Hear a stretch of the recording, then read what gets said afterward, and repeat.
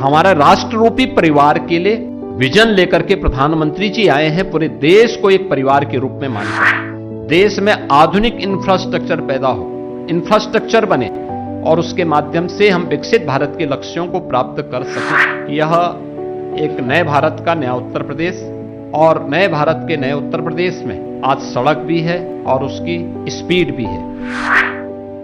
Electronic component का 60% component का manufacturing UP कर रहा है। मुख्यमंत्री योगी आदित्यनाथ ने केंद्रीय बजट पर सोमवार को अपने सरकारी आवास पर मीडिया को संबोधित किया। उन्होंने आम बजट 2026-27 को प्रधानमंत्री नरेंद्र मोदी के विजन वाला बताया। उन्होंने कहा कि ये बजट प्रदेश के आम जन के जीवन को सरल बनाने में मददगार होगा। इस दौरान उन्होंने विपक्ष को भी आड़े हाथों लिया। उन्होंने पीडीए को लेकर कहा कि इसकी आड़ में परिवार को लाभ दिया जा रहा है। आइए सुनते हैं क्या कुछ बोले सीएम योगी। हमें याद रखना होगा कि जो लोग इस बारे में बात करते हैं उनसे पूछा जाना चाहिए कि डबल इंजन की सरकार ने देश के अंदर 25 करोड़ लोगों को और यूपी के अंदर 6 करोड़ लोगों को आत्मसम्मान और आत्मगौरव के साथ आगे बढ़ने के लिए आगे बढ़ाया है। वो आत्मगौरव के साथ आगे बढ़ा है। आखिर यह कार्य उन्होंने अपने समय में क्यों नहीं किया? आखिर पीडीए तब भी रहा होगा, लेकिन उस पीडीए की चर्चा तब क्यों नहीं थी? तब केवल परिवार की चिंता क्यों थी? तो पीडीए तो बहाना है। असली लक्ष्य तो असली निशाना तो केवल परिवार है कि परिवार के लिए कैसे हम लोगों को गुमराह कर सके।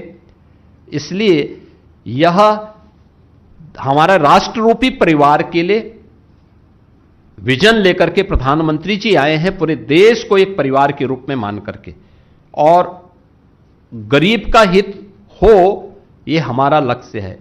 नौजवान, युवा, अन्नदाता, किसान, इन सब के उत्थान के लिए कार्य किया जा सके।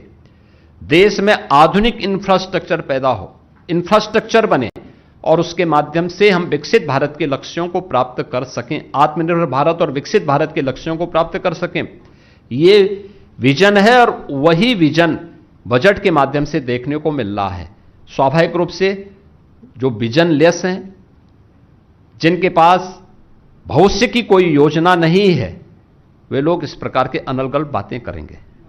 सीएम योगी ने यूपी में अपार संभावनाओं का जिक्र करते हुए इसे बायोफार्मा, डाटा और नवीन तकनीक का हब बनाने में मददगार बजट के प्रावधानों का जिक्र किया। सीएम ने कहा कि हम उत्तर प्रदेश राज्य का बजट भी इसी तर्ज पर लाएंगे, जिससे विकसित भारत और विकसित उत्तर प्रदेश के सपनों को सच किया जा सके। यह बजट मैं मुख्य रूप से कह सकता हूं कि यह एक नए भारत का नया उत्तर प्रदेश और नए भारत के नए उत्तर प्रदेश में आज सड़क भी है और उसकी स्पीड भी है, निवेश भी है और विश्वास भी, पहचान भी है और उस पर एक आत्मगौरव का भाव भी, शासन भी है और उसका एक निर्णायक नेतृत्व भी है।